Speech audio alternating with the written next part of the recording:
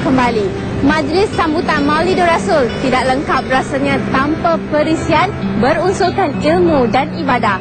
Untuk itu, apa kata kita bersama Al-Fadil Ustaz Zahazan Muhammad mendengar butir bicara beliau bertajuk Muhammad, Idola Terhebat di Masjid Jami' Sultan Abdul Aziz, Petaling Jaya. Tuan-tuan, puan-puan, saudara-saudari, muslimin-muslimat yang dirahmati Allah sekalian, alhamdulillah, bersyukur kita pada Allah Subhanahu Wa Taala pada waktu ini kita nak mengulang kaji, nak mengingatkan diri kita balik semula kepada satu peristiwa besar yang pernah berlaku dalam sejarah kemanusiaan, iaitulah tentang kelahiran Nabi Muhammad sallallahu alaihi wasallam.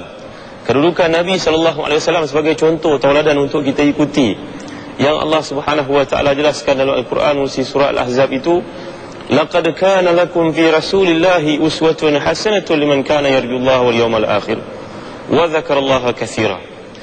Sesungguhnya pada Nabi Muhammad sallallahu alaihi wasallam itu contoh tauladan yang terbaik, yang patut kamu ikuti, yang wajib kamu ikuti bagi mereka yang beriman kepada Allah, beriman pada hari akhirat dan mengingati Allah dengan sebanyak-banyaknya. Pelajar-pelajar yang dimuliakan Allah sekalian, kita lihat kelahiran Nabi Muhammad sallallahu alaihi wasallam seperti yang disebut oleh para ulama sirah.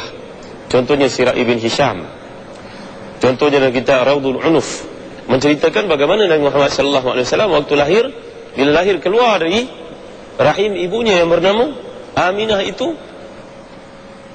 baby yang kecil, anak yang kecil ini meletakkan kedua tangannya di bumi, mendongakkan kepalanya ke langit dan kemudian sujud kepada Allah Subhanahu Wa Taala. Agak-agak ada tak kelahiran bayi seperti ini, muslimat yang dimuliakan Allah sekalian? Ya Allah, kalau ada mesti masuk dalam media punya, masuk dalam TV3. Tapi inilah yang telah berlaku, dan Aminah berkata, semalaman sebelum kelahiran tersebut aku tidak rasa sakit, dan yang aku lihat adalah cahaya yang keluar dari rahim ini menerangi bumi sampailah kepada istana-istana maharaja yang berada di Syam, di Jordan, di Syria, menerangi kesemuanya sekali. Dan bila lahirnya Nabi Muhammad sallallahu alaihi wasallam, padamlah api yang telah dinyalakan ribuan tahun oleh penganut agama Majusi yang disembah selama itu oleh mereka. Ini kelahiran Nabi Muhammad sallallahu alaihi wasallam yang kita sambut, yang kita ingati semula. Dan kelahiran Nabi Muhammad SAW ini, pelajar-pelajar yang dimuliakan Allah sekalian, muslim-muslimat, adalah satu kelahiran yang unik, iaitulah tiadanya bapa di samping, tiada bapa di sisi. Bukan seperti kelahiran bayi yang berlaku pada ini, tak ada bapa juga, tapi maksudnya lain. Kelahiran Nabi Muhammad, ayah sudah tidak ada kerana ayahnya meninggal dunia lebih awal. Kerana hikmah yang dikehendaki oleh Allah di situ, supaya anak ini membesar di bawah kawalan, di bawah bimbingan direct dari Allah Subhanahu Wa Taala. Dan Nabi Muhammad sallallahu alaihi wasallam pun terpilih untuk dibawa ke kaum Bani Sa'ad untuk mendapat didikan di sana, minum susu daripada ibu angkatnya, ibu susunya bernama Halimatus Sa'adiyah. Dan kemudian kita dapat lihat Nabi membesar di situ pada usia yang masih kecil. Nabi Muhammad SAW bersama dengan abang-abang susunya, kakak-kakak susunya, sepersusuannya.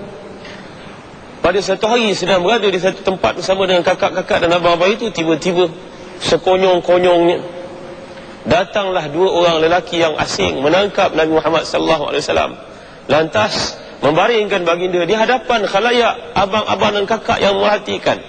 Dan berlakulah satu pembelahan operation untuk mengeluarkan kekotoran dari jasad Nabi yang terletak pada hati baginda alaihi salatu wassalam. Para penonton yang dimuliakan Allah sekalian, persediaan ke arah menjadi pemimpin, leadership yang ada pada Nabi SAW. Seorang bukan Islam, John C. Maxwell, menulis sebuah buku, Talent is not enough. Talent is not enough. Leadership bukan memerlukan kepada kepandaian sahaja, tetapi toleransi yang tinggi, kebertanggungjawabaan yang tinggi, accountability yang tinggi. Kita melihat setiap orang di bawah kita, subordinate kita, bagaimana kita nak jadikan mereka ni maju ke hadapan. Kerana dengan majunya orang di bawah kita, kita juga maju ke hadapan. Semuanya ada pada Nabi Muhammad sallallahu alaihi wasallam. Dunia telah melahirkan ramai pemimpin-pemimpin, tapi pemimpin-pemimpin tersebut tidak lain daripada pemimpin-pemimpin yang rakus, pemimpin-pemimpin yang menumpahkan darah, pemimpin-pemimpin yang telah mengisytiharkan peperangan sehingga ratusan ribu nyawa meninggal dunia. Tetapi Nabi Muhammad sallallahu alaihi wasallam disebut Allahumma arsalnaka illa rahmatan lil alamin. Nabi Muhammad diutuskan untuk membawa rahmat ke seluruh alam. Rahmat Nabi ini, kata Al-Imam Fudail bin Iyad, disebut dalam kitab Asy-Syifa' fi Huquqil Mustafa, bahawasanya rahmat Nabi ini ketiga-tiga golongan makhluk dapat. Yang pertama manusia, dengan pembahagiannya orang mukmin dan juga orang kafir, kedua-duanya mendapat rahmat dan nikmat kedatangan Nabi Muhammad sallallahu alaihi wasallam itu. Yang kedua, saudara, kedatangan Nabi ini mendatangkan kebaikan kepada orang, kepada jin. Kepada jin pun dapat rahmat juga, kerana kedatangan Nabi untuk mengajak mereka masuk Islam. Saudara-saudari para penonton yang dimuliakan Allah sekalian, dan kedatangan Nabi yang ketiga, kata Al-Imam An-Naisaburi juga dalam tafsirnya, bahawasanya kedatangan Nabi juga untuk membawa rahmat kepada binatang. Wa ma arsalnaka illa rahmatan lil alamin. Kami tidak utuskan kau wahai Muhammad melainkan untuk membawa rahmat kepada seluruh alam. Para penonton yang dimuliakan Allah sekalian, dalam perbincangan yang pendek ini kita tak boleh nak cover semua cerita tentang Nabi sallallahu alaihi wasallam, kerana kehidupan Nabi itu satu yang cukup besar, cukup hebat. Lagi kita baca, lagi kita menitiskan air mata. Lagi kita membaca, lagi kita rasa betapa hebatnya insan yang pernah dilahirkan oleh sejarah ini, yang mana Nabi Muhammad sallallahu alaihi wasallam. Dengan sebab Nabi sallallahu alaihi wasallam, kita semua menjadi mulia pada hari ini.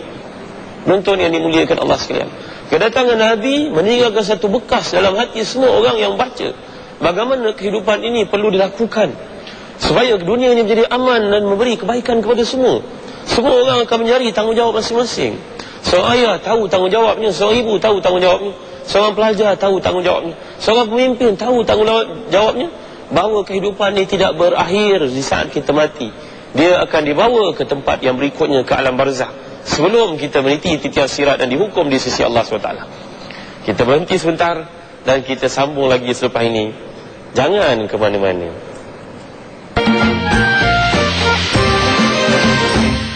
Menerusi Al-Hidayah. Baiklah saudara, kita teruskan siaran Al-Hidayah hari ini bersama Al-Fadil Ustaz Zahazan Muhammad, menyambung ceramah beliau yang bertajuk Muhammad, Idola Terhebat.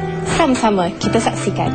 Tuan-tuan yang dimuliakan Allah sekalian, alhamdulillah, syukur pada Allah SWT kerana kita sedang menceritakan tentang seorang manusia unggul yang tidak akan dilahirkan oleh sejarah. Sekali lagi tuan-tuan, puan-puan yang dimuliakan Allah sekalian, iaitulah kita sedang menceritakan tentang Nabi Muhammad sallallahu alaihi wasallam. Itu sebab kalau kita perhatikan, Allah sebut wa innaka la'ala khuluqin azim. Wahai Muhammad sallallahu alaihi wasallam, engkau berada pada tahap yang paling tinggi yang tidak ada tolok bandingnya. Keberadaan Nabi Muhammad sallallahu alaihi wasallam, budak lelaki remaja ini yang masih kecil, yang masih berada di sudut hukum akalnya perlu pada pergantungan ayah ibu, tetapi Nabi Muhammad telah memainkan peranan yang hebat di situ, menawarkan untuk pakciknya Abu Talib supaya dapat menjaga kambing-kambing orang-orang yang terdapat di Mekah. Dengan tujuan itu mendapat sedikit pendapatan untuk membantu meringankan kehidupan Abu Talib yang begitu berat dengan anak-anak yang ramai.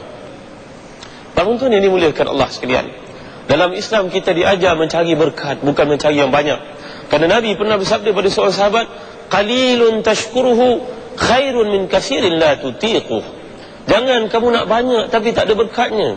Ambillah sedikit tapi dia berkat, lebih baik banyak yang merosakkan. Penonton dimuliakan Allah sekalian, dalam Islam kita diajar mencari keberkatan. Yang pertama, tingkatkan ketakwaan kepada Allah Subhanahu wa taala. Kerana itu Allah sebut pada awal surah Talaq, wa may yattaqillaha yaj'al lahu makhraja. Orang Melayu menggantung ayat ini, ayat 1000 dinar, dengan harapan menggantung jadi jutawan. Tidak akan jadi jutawan kalau pemalas. Para penonton sekalian, kita kena berusaha mencari sebab, kerana Allah menjadikan setiap benda itu ada sebab musababnya, faktornya, usahanya. Peluang tidak akan datang jika kita duduk di rumah untuk menjadi seorang ternama, seorang jutawan, seorang hartawan. Para penonton yang dimuliakan Allah sekalian, yang kedua, diajar kita mencari berkat, hendaklah bertawakal kepada Allah Subhanahu wa taala. Kerana itu disebut dalam hadis sahih, law annakum tawakkaluna 'ala Allahi haqqa tawakkulihi la razaqakum kama yarzuqut tayr yakhruju khimasan wa yarji'u bitana. Kalau kamu tawakal pada Allah dengan sebenar-benarnya, Allah akan merezeki kepada kamu macam seorang burung, keluarnya waktu pagi, kempis perutnya, pulangnya pada waktu petang, penuh perutnya dengan makanan yang Allah sediakan. Yang ketiga, disuruh kita untuk bersungguh-sungguh. Lagi kalau kita lihat cara untuk mendapat keberkatan, banyakkan berdoa. Kerana Anas bin Malik, seorang khadam Nabi, dia ajar Nabi satu doa. Doa ini penting para penonton sekalian. Nak jadi orang kaya, banyakkan doa ini. Allahumma aksir mali wa waladi wa wasi' li fi dari wa barik li fi ma a'taitani wa ahsin amali waghfir li. Maksudnya, ya Allah, banyakkanlah hartaku, banyakkanlah anakku, Allahumma aksir mali wa waladi wa wasi' li fi dari, luaskan rumahku, wa ahsin amali, perbaiki segala kerjaku, waghfir li wa barik li fi ma a'taitani, tambahlah keberkatan dalam semua yang aku usahakan. Usaha sedikit, hasilnya berlipat ganda. Para penonton yang dimuliakan Allah sekalian, kebijaksanaan adalah satu kurniaan Allah Subhanahu wa taala. Karena itu Allah sebut dalam surah Al-Baqarah, yu'til hikmata man yasha' wa ma yu'tal hikmata faqad utiya khairan katsira wa ma yadhakkaru illa ulul albab. Kebijaksanaan itu anugerah Allah kepada sesiapa yang dikehendakinya. Siapa yang diberi hikmah itu, dia telah beroleh satu keberuntungan yang besar yang tidak ada tolak bandingnya. Tidak akan dapat peringatan melainkan ulul albab, orang yang berakal. Dr. Al-Qahtani menulis satu buku bertajuk Al-Hikmah fi Da'wah ila Allah, kebijaksanaan dalam berdakwah ke jalan Allah. Kebijaksanaan adalah satu yang hilang daripada kehidupan manusia. Al-hikmatu dhallatul mu'min, anna wajadaha fahuwa ahaqqu biha. Hadis sahih riwayat Tirmizi.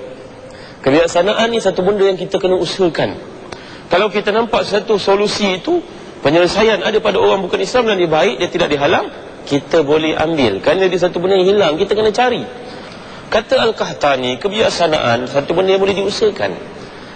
Pertama sekali, ibu-ibu yang dimuliakan Allah sekalian yang menonton bersama-sama siaran Maulid Rasul ini, nombor satu, makan mesti dari sumber yang halal.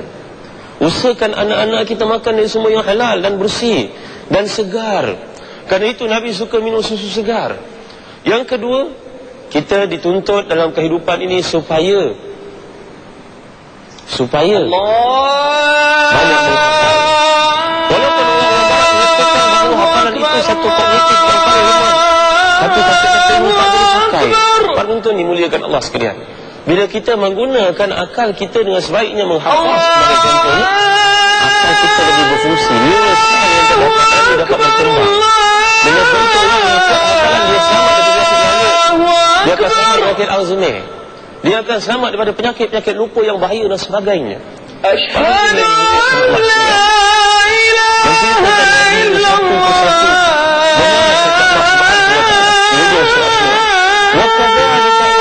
إليك روحا من أمرنا ما كنت تدري ما الكتاب ولا الإيمان ولكن جعلناه نورا نهدي به من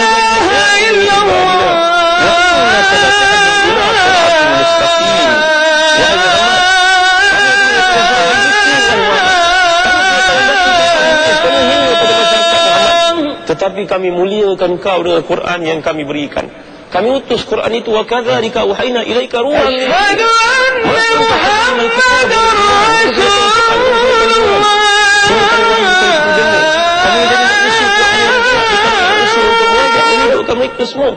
sampai Sayyidina Umar Khattab radhiyallahu anhu yang merupakan seorang jago jalanan pada peringkat awal, Asyhadu anna Muhammadar Rasulullah, sampai surat beritahu Sayyidina Umar ini datang berkata Sayyidina Umar Khattab radhiyallahu anhu. Itulah yang dimiliki oleh orang sebelum kita, kerana mereka mengikuti Nabi Muhammad sallallahu alaihi wasallam. Nabi Muhammad truly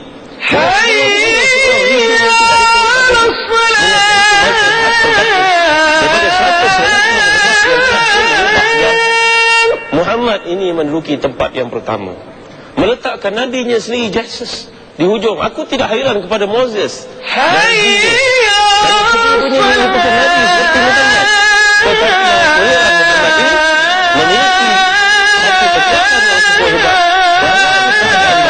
Tidak boleh membaca dan menulis. Para penonton dimuliakan Allah sekalian, ya Allah jelaskan, wallazi ba'atha bil ummiyyin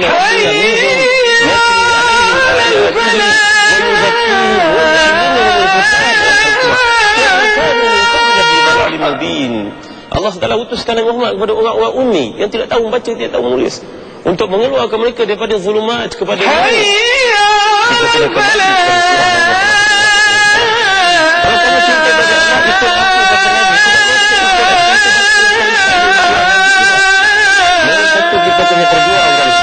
Muhammad sallallahu alaihi wasallam.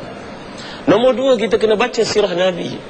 Nombor tiga, kita kena membaca Allahu Akbar,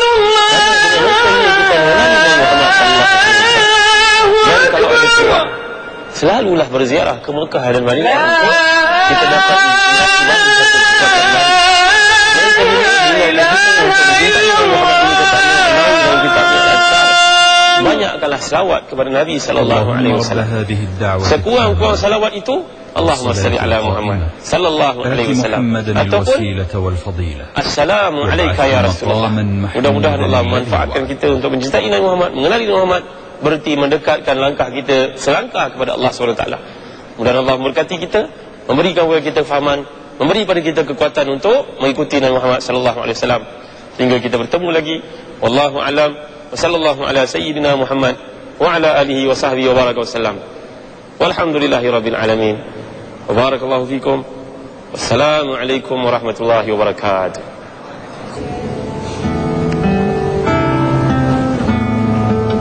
Alhamdulillah, Al-Hidayah berakhir di sini. Seperti biasa, penonton boleh emailkan sebarang cadangan maupun komen kepada